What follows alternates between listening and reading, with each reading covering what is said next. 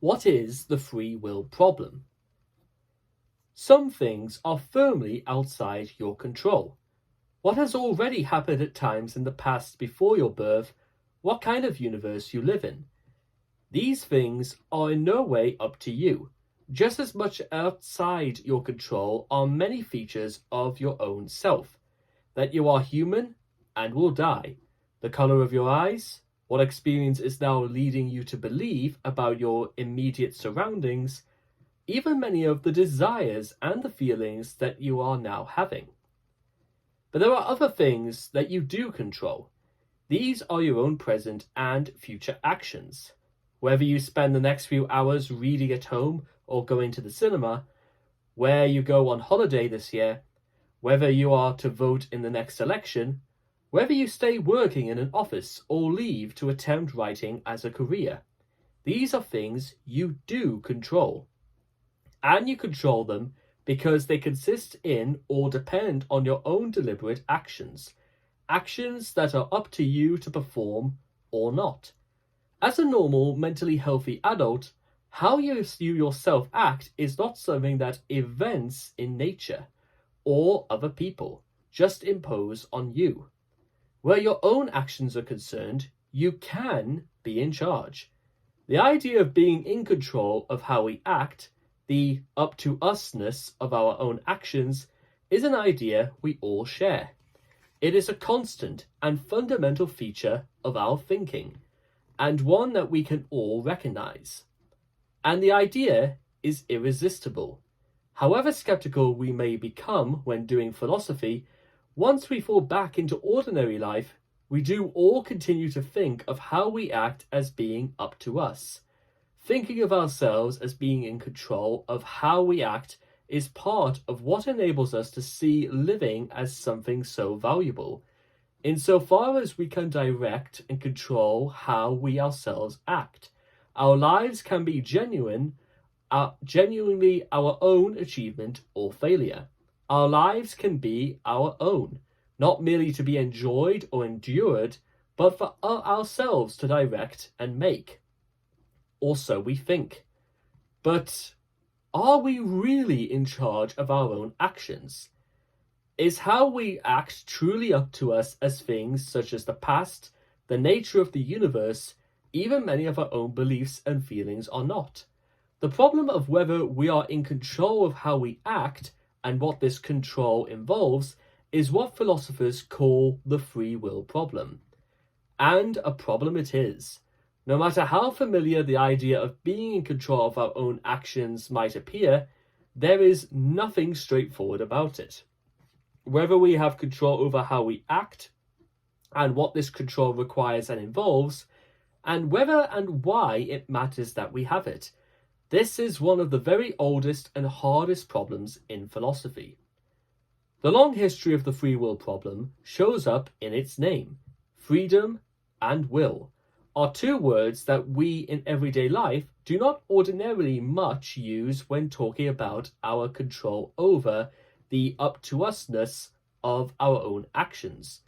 Nevertheless, for the last 2,000 years or more, Western philosophers have used precisely these terms to discuss this problem of whether we really do have control over how we act.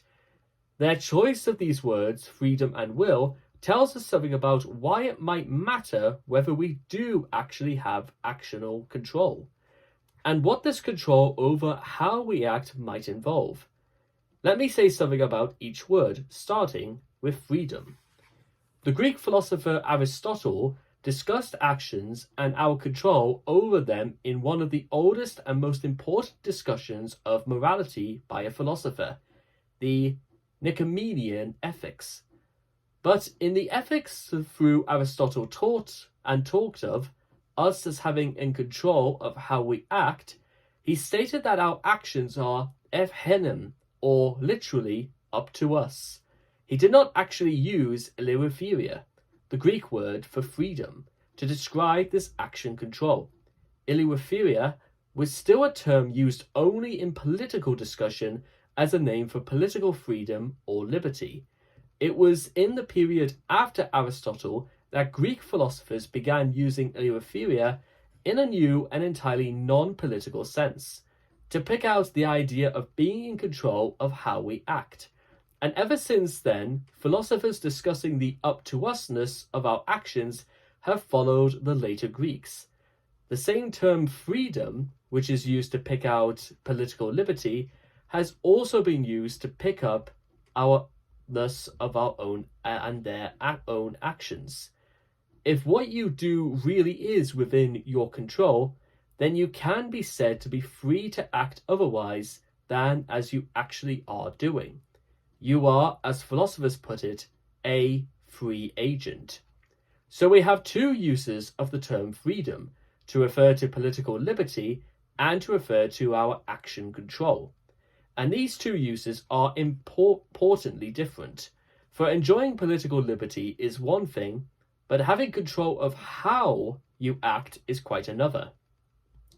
Political liberty has to do with our relation to the state, and so too to a wider community of people, of which we form a part.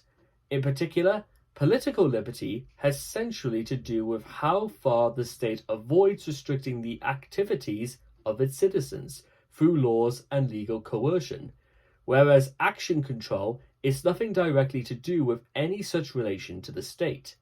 Someone could be a free agent, have control over their own actions, even when they lived quite alone on a deserted island, outside any political community, and so where there could be no issue of their enjoying or lacking political liberty.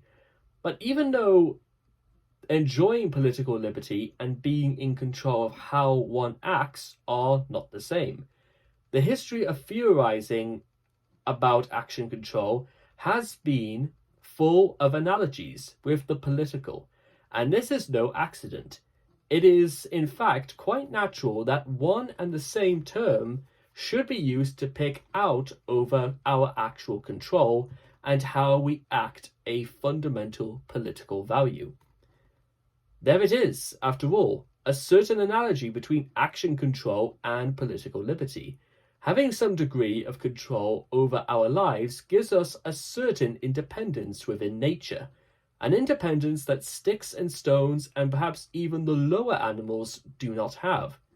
We are not dictated to and driven by nature, but stand within the universe rather as citizens to do within a free government or state.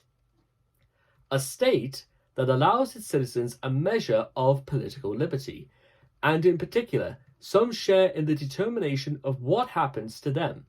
Like a free state, nature too leaves a part at least of our own lives to us to direct.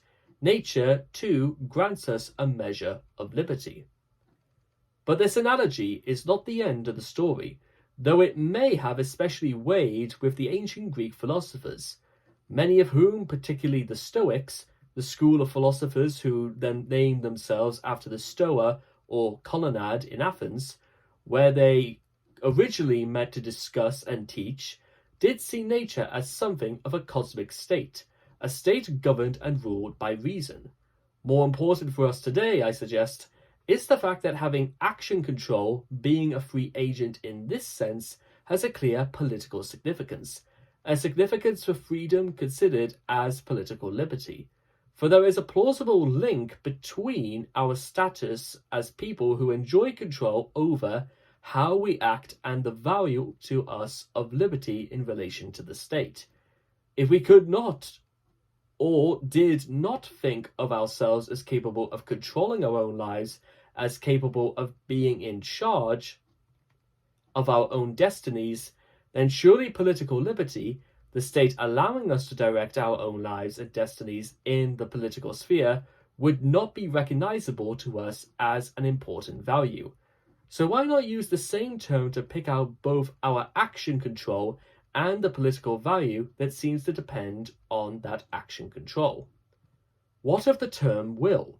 This term has been used by philosophers in a variety of ways, but one especially important use has been to pick up out a vital psychological capacity that all normal adult humans possess, a capacity for decision making.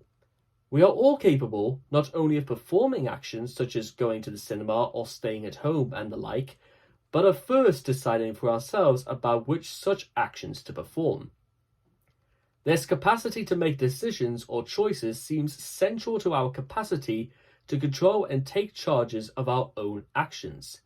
Indeed, we commonly convey the up-to-usness of our actions by referring to their connection with our own decisions. It's up to me what to do. It's my decision, people insist. Freedom of action may even depend on a freedom specifically of decision making, of a freedom of will. It may be up to us how we act only because we have a capacity for deciding how we shall act, and it is up to which such decisions we take. This is more or less what I shall be arguing, and what many philosophers once believed. But since the 17th century, philosophers within the English language tradition, philosophers working in Britain and America, have often denied the freedom of action has anything at all to do with freedom of will. Whatever we might ordinarily think, they claim, there is no such thing as freedom of decision-making, or at any rate, freedom of action is entirely independent of it. Behind this dispute about the will and its relevance to freedom is a deep dispute about the nature of human action. Our freedom, we must remember, is a freedom of action, a freedom to do things or to refrain from doing them. By contrast, freedom is not, at least immediately, a characteristic of non-doings. Take wants and desires, or take feelings. Wants and feelings are clearly not actions. Considered in themselves, they are just states that come over us, or which we find ourselves with. Wants and feelings or sensations are passive in the sense of being things that happen to us, rather than being things that immediately arise as our own deliberate doing. And because wants and feelings are not actions, because they are passive happenings to us, wants and feelings lie outside our immediate control. It is not directly up to us what we want or feel, as it is up to us what actions we perform. Sometimes, of course, what we want or feel is within our control, but that is only ever true because we can, to a degree, influence what we want or feel through our prior actions. I can, for example, increase my desire for food by taking a run, or I can reduce pain by applying ointment, or by deliberately concentrating my mind on last year's holiday, and so forth. My direct control of my actions can, through the effect of my actions on passive occurrences, such as wants and feelings, give me some indirect control over these wants and feelings as well. Our control over our actions extends to us to give control over these actions and consequences too. But our freedom is still ultimately a freedom of action. Freedom is always exercised through action, though what we deliberately do or refrain from doing, and through action alone. This tight connection between freedom and action is very important. It means that to understand what freedom involves, we shall also need to understand the nature of human action, that medium through which it seems we can exercise our freedom. Here we come to the issue of decision-making and its place in freedom, especially in late antiquity and in the Middle Ages. Philosophers used to explain the link between action and freedom in terms of the will. The very term free will problem, as a description of a problem about freedom of action, reminds us how general was this belief is an identity of freedom of action with freedom of will. Freedom was taken to be essentially a characteristic of decision of choice, or of choice, or our choice, decision or choice. All freedom was a freedom of the will. We immediately controlled our decisions, and we controlled everything else through our decisions. Freedom was tied to action because decision-making was, or choice, was a central component of, indeed, the immediate form taken by human action. Freedom applied to action, then, because to act was to exercise a free will. Were philosophers ever right to believe this will-based theory of action? Were they right to believe in an identity of freedom of action with freedom of will? As we shall see, there are important objections to this theory, and certainly more recent English language philosophy has tended to suppose that this will-based theory of action and freedom was a mistake. In fact, modern philosophy in Britain and America has gone to the opposite extreme. It has tried to claim that action and control of how we act really have nothing whatsoever to do with the will or with any freedom of the will. But this modern reaction, I shall be arguing, is also an error. If we try entirely to detach action and our control of it from the will and its freedom, then rather than understanding freedom better, we shall end up disbelieving in it entirely. To take the will out of the free will problem, in effect, to take away the freedom as well. Without the will, we shall be unable to make sense of freedom of action at all. We shall end up thinking, as do many modern philosophers, that the whole idea of our actions being free and up to us is just a confusion. And that is precisely what many modern philosophers do think.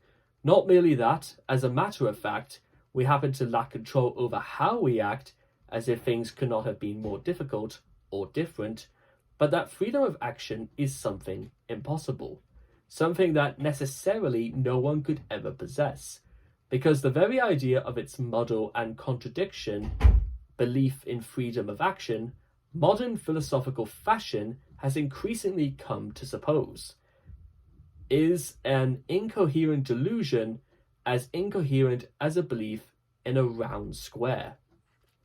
And that is where we will pause, and I will give you my thoughts for the day in the beginnings of Free Will, the very short introduction by Thomas Pink. Thank you.